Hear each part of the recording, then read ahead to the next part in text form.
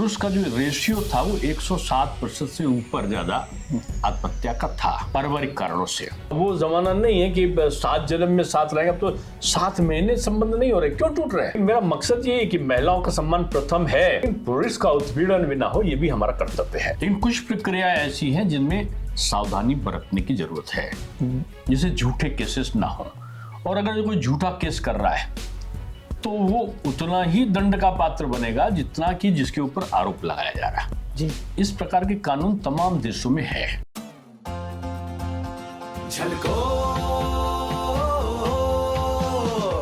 नमस्कार दर्शकों, आप देख रहे हैं झलको दिल्ली। इस वक्त हमारे सामने हमारे साथ जो मौजूद हैं राज्यसभा मेंबर हैं भाजपा की तरफ से, और ये उत्तर प्रदेश के डिप्टी चीफ मिनिस्टर भी रह चुके हैं। दरअसल आज जो इन्होंने जिस मुद्दे को उठाया है, शायद इससे पहले किसी भी राज्यसभा मेंबर ने या किसी भी सांसद ने इस प्रश्न को नहीं उठाया था। सर, आपका बहुत बहुत स्वागत है हमारे चैनल पर। धन्यवाद। और आपने जो कदम उठाया, आपने जो प्रश्न उठाए पुरुष आयोग को लेकर या फिर जनरल न्यूट्रल लॉ को लेकर, आपने जो बात रखी, इससे पहले कभी किसी सांसद ने नहीं रखी। आपने ऐसा क्यों सोचा? फिर क्या कुछ चीजें रही?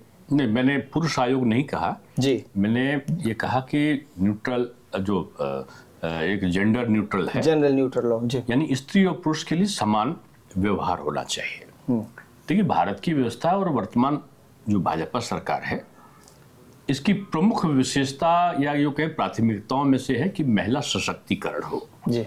महिलाएं सबल बने, महिलाएं सशक्त बने और महिला के रक्षण का भाव का दायित्व सरकार संभाले।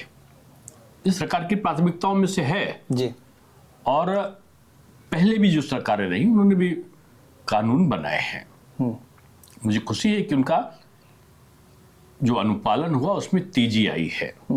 विगत वर्षों में एक वर्ष का कोई डाटा मैं देख रहा था, तो 1,22,000 या 23,000 से ऊपर जो पुरुष थे उन्होंने आत्महत्या पारिवारिक कलह के कारण और झूठे आरोपों के कारण। 1,22,000 से ज्यादा थे, मुझे 1,25,000 के आसपास भी कुछ कहते हैं लोग। और ये जो महिला की जो संख्या थी वो 48,000 के आसपास थी आत्महत्या करने की। यानी पुरुष का जो रेशियो था वो 107% से ऊपर ज्यादा आत्महत्या का था पारिवारिक कारणों से। और पारिवारिक कारणों से जो आत्महत्या का ये उपक्रम हुआ है, उसमें केवल एक व्यक्ति का नाम नहीं आया। देखिए, जो गलत करने वाले हैं वो कठोरतम दंड के पात्र बनने चाहिए, और कानून यही कहता भी है। और ज्यादातर जो पारदर्शी सरकार है वो ऐसा कर भी रही हैं।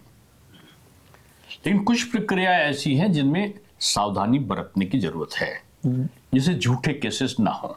और अगर कोई झूठा केस कर रहा है तो वो उतना ही दंड का पात्र बनेगा जितना कि जिसके ऊपर आरोप लगाया जा रहा है जी। इस प्रकार के कानून तमाम देशों में है और उनका एक सुव्यवस्थित तरीके से अनुपालन हो रहा है। कोई इंग्लैंड में रह रहा है जी, पता चला यहाँ से उस पे हो गया। कोई सेना में काम कर रहा है और उसको उसके भी नाम लिखा है, और उसकी माता का पिता का शादी हो गई बहन की, और बहन और बहनों सरकारी नौकरी में, उनका भी नाम लिखा दिया। सर, तो जो दोषी हैं उनको दंड मिलना चाहिए। नहीं, बिल्कुल सर। सबसे पहले तो आपका बहुत बहुत धन्यवाद है, क्योंकि जो जितने भी पुरुष आयोग के ऑर्गेनाइजेशंस हैं, जो पत्नी से पीड़ित होकर जो लोग काफी ज्यादा परेशान है, हमने कई सारे ऐसे वीडियोस भी किए। अभी कुछ दिनों पहले मॉडल टाउन में भी एक केस निकल सामने आए थे। तो क्या लग रहा है आपको जब आपने तो इसको मैं पत्नी पीड़ित नहीं कहूंगा। नहीं, इसको परिभाषित करना और शुद्ध करने की जरूरत है जी। हमारे में लॉ, हिंदू लॉ अलग है, मुस्लिम लॉ अलग है जी। मैं इजराइल में एक मेयर कॉन्फ्रेंस में गया था, तो लंदन के एक मेयर थे और मैं था जेरूशलम में। तो हम लोग जा रहे थे लिफ्ट में, तो उन्होंने उनकी पत्नी अंदर आ गई और मेयर साहब बाहर थे। पत्नी चिल्लाई, हस्बैंड का नाम लेके, प्लीज कम। वो इतना खुश हो गए और आकर उन्होंने मुझे लिफ्ट के अंदर कहा, वो जानने थे कि मैं भारतीय हूँ, तो उन्होंने कहा कि ये मेरी 3rd वाइफ है और 7 सालों से हम लोग रह रहे हैं, हम कितना प्यार करते हैं हमको। तो मैंने उनको कहा कि हमारे वहां 7 साल से नहीं, 7 जन्म के लिए विवाह होता है। यही कह सकता हूं कि उसमें एक विचारणीय बिंदु ऐसा निकले जिसमें महिला का संरक्षण प्रथम, लेकिन अगर द्वितीय है तो पुरुष का हैरेसमेंट झूठे आरोपों में ना हो सके, इसके लिए प्रतिबद्धता का भाव क्या हो सके, इसको हमें जोड़ना होगा। बच्चा कहीं अलग रह रहा, अब वो जमाना नहीं है कि 7 जन्म में साथ रहेंगे, अब तो 7 महीने संबंध नहीं हो रहे, क्यों टूट रहे हैं? उसका सबसे बड़ा कारण ये है कि आज मैट्रिमोनियल वो आता है और ऑनलाइन साइट देखा, लड़के ने मॉडर्न देखा, लड़की ने वो देखा और बगैर किसी परिवार को जाने वो कर लिया। पहले गांव जवार में लोग होते थे, वहां का एक प्रतिनिधि जाता था, पंडित जी जाते थे, नाई जी जाते थे और खानदान के बारे में, परिवार के बारे में, आचरण के बारे में वो लगाते थे और उसके बाद विवाह जो होते थे वो टिकाऊ, वो जो 7 जन्म की परिकल्पना है वो पूरी होती थी। आजकल ये जो मोबाइल बाबा हैं, ये कंप्यूटर बाबा हैं, इन्होंने हमारे पारिवारिक सुख शांति में व्यवधान डाला है। नौजवान शादी विवाह से डरने लगा है, चाहे लड़की हो चाहे लड़का हो। जी बिल्कुल सर, जब हम फील्ड पर जाते हैं, लोगों से मिलते हैं, तो कई लोगों ने तो ये भी बताया कि शादी के 2-3 दिनों के बाद ही उनकी पत्नी ने उन पर आरोप लगा दिए। अक्सर मैं इसको कहता हूँ, इसी का इसका एक तो तरीका कानून है जिसके लिए सब मांग कर रहे हैं, एक तरीका है जी। लेकिन एक होता है रैशनलाइजेशन विदाउट टीयर्स, बगैर जिसको होता है दबाव के, बगैर रुलाए हुए कोई सुधार किया जाए। उसका एक ही उपाय है नैतिक शिक्षा, पारंपरिक शिक्षा, प्राचीन संस्कृत को एक तरीके से आत्मसात करना और उन परंपराओं के साथ साथ जो घर का व्यवस्था है ना, चूल्हा सिस्टम को भी जोड़ो, बच्चों को दादा दादी नाना नानी के साथ में पालो, घर की मान्यताओं को बताओ। अभी अमेरिका का जो रिसर्च आया, पता करके देखिएगा, मैसाचुसेट्स का जो रिसर्च आया है कि अमेरिकन महिलाएं क्यों बिगड़ रही हैं, वहां के बच्चे छोटे गोली क्यों चला रहे हैं, पुरुष नशेड़ी क्यों बन रहे हैं, तो उन्होंने कहा कि भारतवर्ष की गुजराती और मारवाड़ी महिलाओं का अध्ययन करो। ये गुजराती और मारवाड़ी महिलाएं केवल घर को नहीं पालती, ये घर का संचालन कैसे हो, अपनी रीति रिवाज, परिवार और परिवार के साथ साथ ये घर का जो चूल्हा सिस्टम है, खाना चाहे जितने बड़े घर की हो महिलाएं, मारवाड़ी की या गुजराती, आज भी खाना खुद बनाएंगी, वो घर को जोड़ता है। और ये जो सिस्टम है आज खत्म होता जा रहा है, ये होटल सिस्टम हो गया, आज जोमेटो, कौन कौन चीजों से मंगा लेते हैं, मैं तो बहुत सारी चीजों को जानता भी नहीं हूं। इन्होंने हमारे परिवार को तोड़ा है। तो मैं समझता हूं कि आज सबको मिलकर सोचना होगा।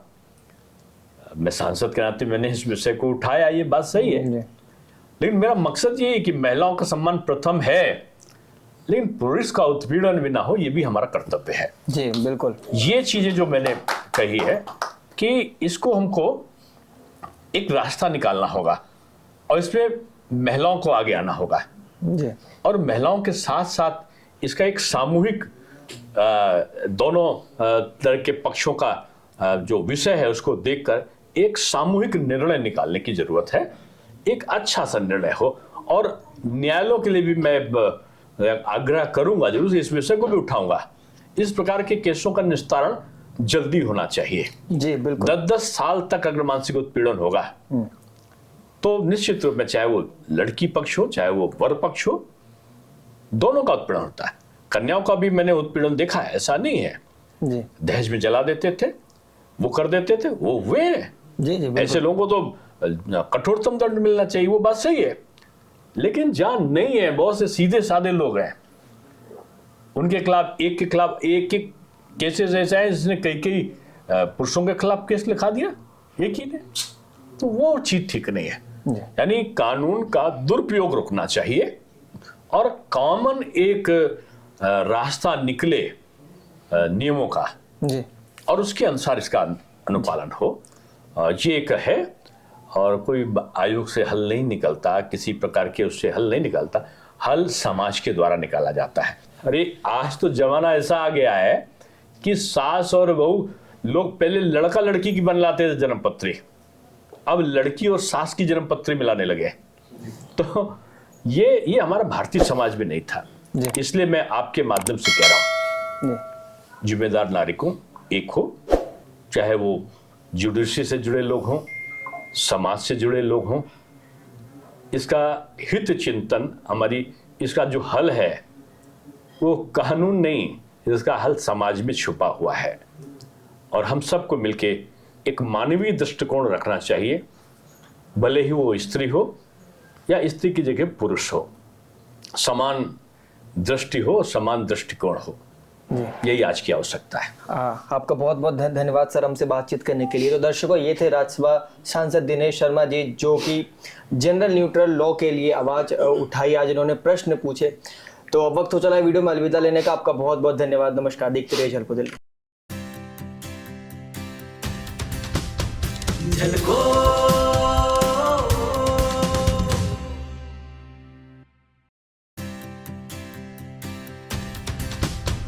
झलको